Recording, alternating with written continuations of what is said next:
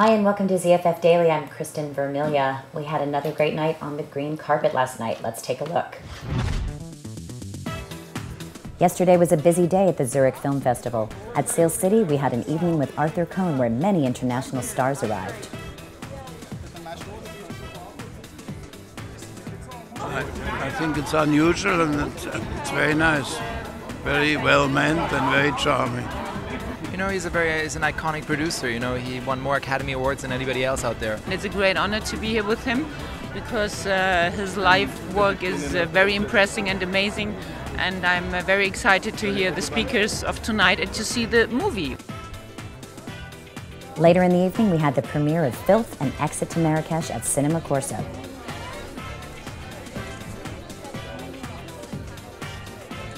I got here about 5 hours ago, and all I've done is talk to journalists. So meeting some people in Switzerland and signing autographs is the closest I've got to meeting some real people from here. So yeah, that's been nice. It's beautiful. It's the beginning of showing my movie that I shot in Morocco last year, and I haven't shown it to very many people. We've been on the Toronto Film Festival in September, and Zurich is the second festival that I'm going to with this movie. And it's when you make a movie, it's always exciting to see how it's perceived and how people like it, or if they like it. So it's very exciting. And joining me in the studio today, we have Sanghani and Tim McCann of White Rabbit, director, producer. Welcome. Thank you. Before we get started chatting about the film, let's take a look at your film. He is a normal little boy! White Rabbit is a story of a bullied high school teen who begins having visions of a white rabbit that he killed when he was 9 years old. I'm your father, and I'm putting my foot down! The rabbit, along with other imaginary characters, turns menacing in the hopes of pushing him over the edge and alluring him into one last fatal act of revenge.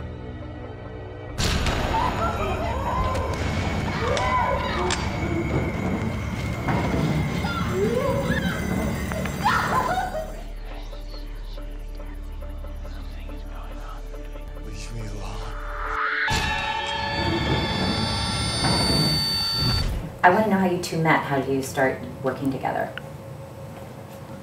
A script was brought to me, actually, the script for White Rabbit, and Tim was attached to it. And I guess I was a bit nervous at first. I'd never met him, but you know, we jumped into the project pretty quickly, and that's where we met, and it's been great ever since, actually. He's a really talented, wonderful guy sometimes. Talented all the time, wonderful sometimes, but it's been a great experience working with him, and we gel pretty well creatively, I think, and you know, it's been a really good relationship. Do you concur? Oh, hell yeah. No, I met a lot of people on this film. On every project, you're thrown in with a bunch of new faces, and some you get along with and have an affinity with and are able to work with well, and some you're not. And you just move forward with the ones you can. I want to ask you about the rehearsal process. Is this something that's important to you with your actors before you go into the shoot? Depending on the production, you may or may not get a lot of rehearsal time with your actors. So I think being able to touch base with your actors and let them know your working style, because certainly on TV, for instance, there's very little room, very little elbow room for kind of massaging the scenes and kind of making them work dramatically. An actor has to kind of get the material, and their performance is under, but those lines are set in stone. Not all, mostly, I think I can generalize that about TV. On an independent film, it's a lot looser. And so if an actor goes into it with a writer-director or say a director and previous experience that might dictate to them, you know, a limited ability of reworking those scenes, you need to let them know right up front that we're going to be workshopping this material. And I'll throw the script away as much as I possibly can to try to find what the moments are and make sure that it's not driven by dialogue, and make sure that the heart of what's going on there is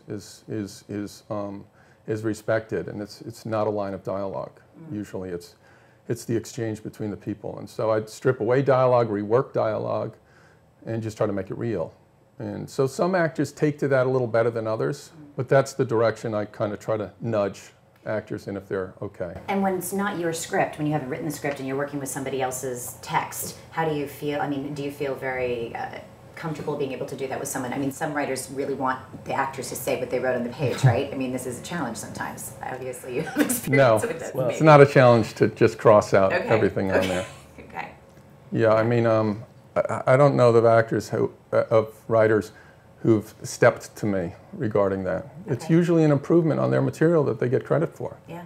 We did that with White Rabbit. We sat down, Tim and I, and rewrote. I said we wrote it. The gist of everything's still there, but the dialogue, we changed a lot of dialogue. We added scenes, we took out scenes. We kind of made it something that we both agreed on, and that was fine. That's part of what I need if I'm going to make the movie. I have to be able to have that control. Otherwise, it's, you know.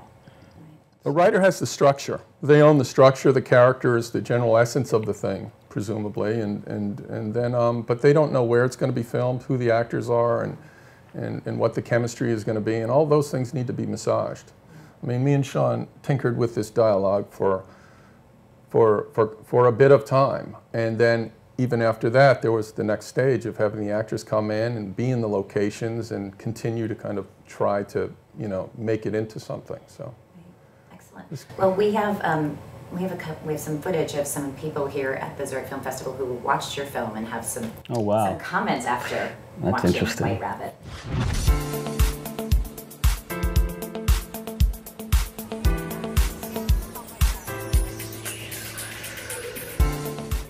I'm not sure if I liked it, but I kind of think it's interesting. It was great. I mean, I read a little bit what it was about, and yeah, I was interested because I like this subject. I would recommend it to people who would like to confront themselves with the subject. Maybe not on Sunday evening when you want something light, but it's definitely something to see.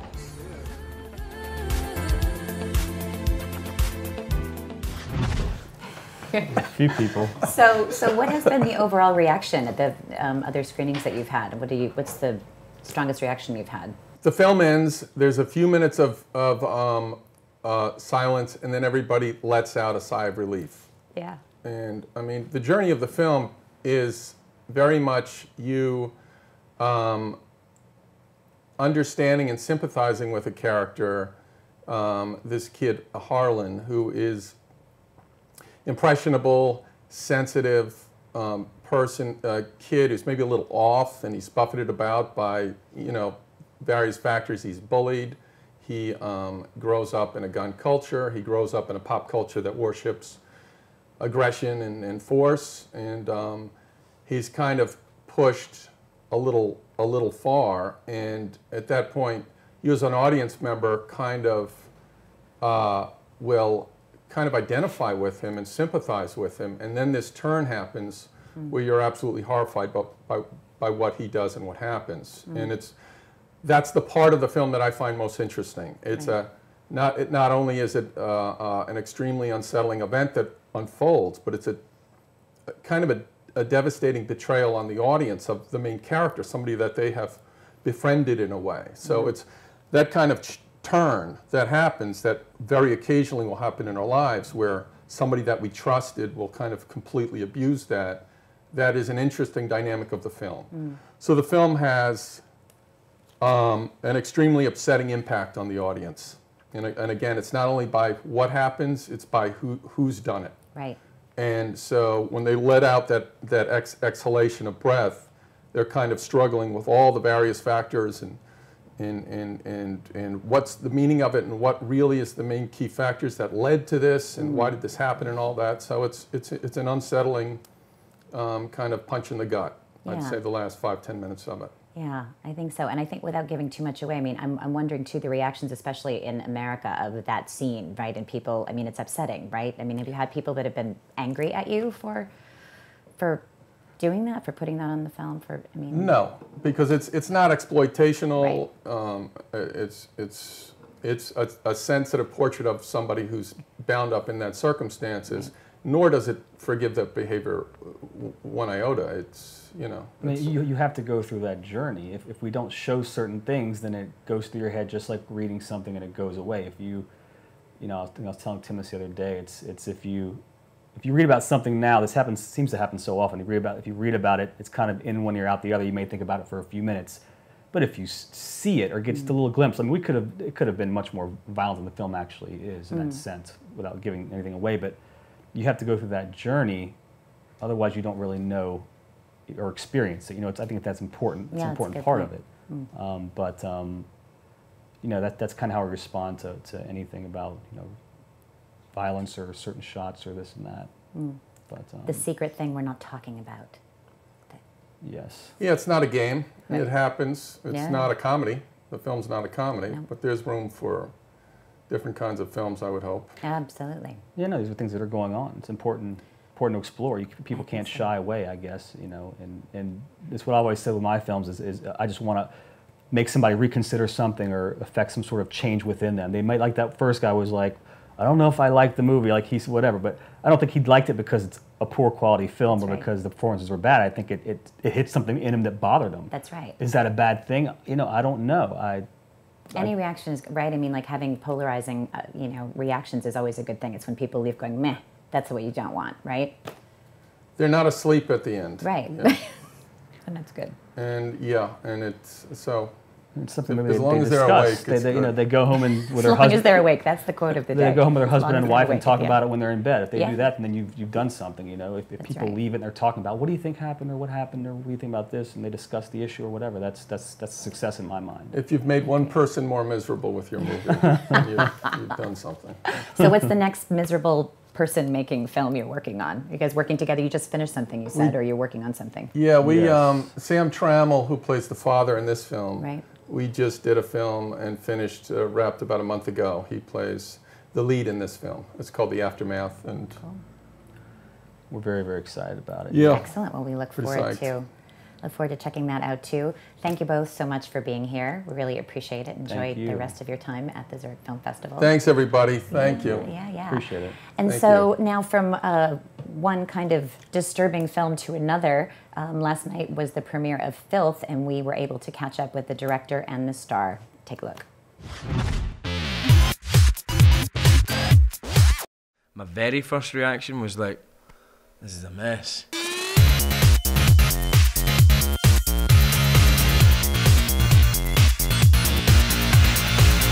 When I saw the version that we put in front of audiences, I was really, really pleased.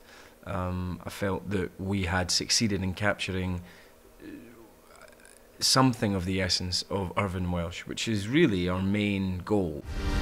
Scotland was such a uniquely successful race.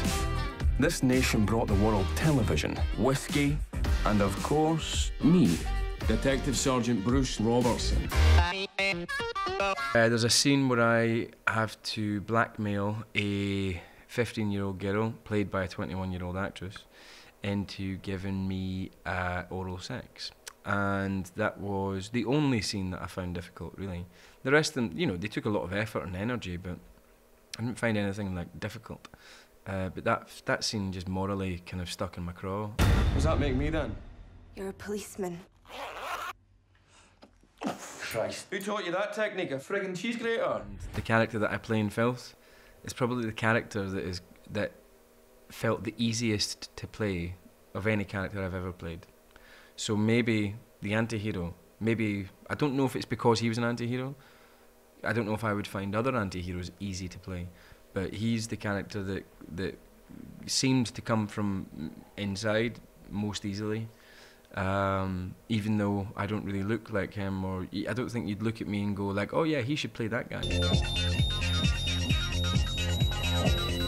My favourite scene in this film is the one in which I'm sitting watching some video footage of my wife and child who have abandoned me, they've left me, and I miss them a lot, and I'm crying a lot, and I pick up the phone and I telephone the wife of my best friend, and I sexually abuse her and have phone sex with her on the telephone whilst masturbating and crying and looking at images of my wife and kid, but all the time doing an impersonation of a 1990s stand-up comedian, Frank Sidebottom, who talks like this all the time.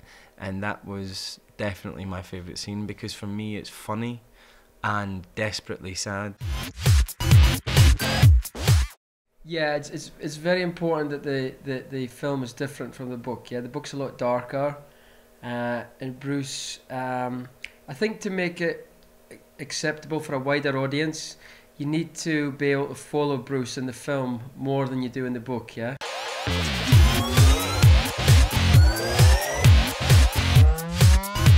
I think that emotionally, the best scene in the film is between Bruce and Amanda, who's played by Imogen Poots. It's when they're on the staircase and they have an argument, and it starts at the top of the staircase and it goes right down to the bottom of the staircase, and there's so many different emotions going on, and there's some funny things, but there's some violence and some tragedy, and then also some horror as well when he sees her as this witch, you know. So there's kind of everything in that scene, and I think it was quite difficult to shoot, and I was really pleased with how it turned out, so I think that's my favourite scene. I think there's something seriously wrong with me. Have you been to see a doctor?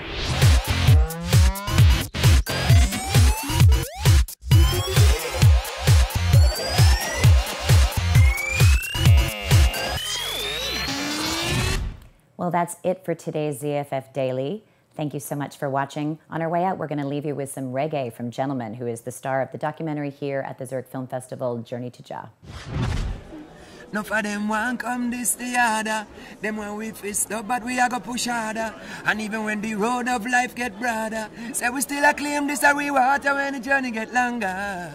And no for them I get weaker. Boom.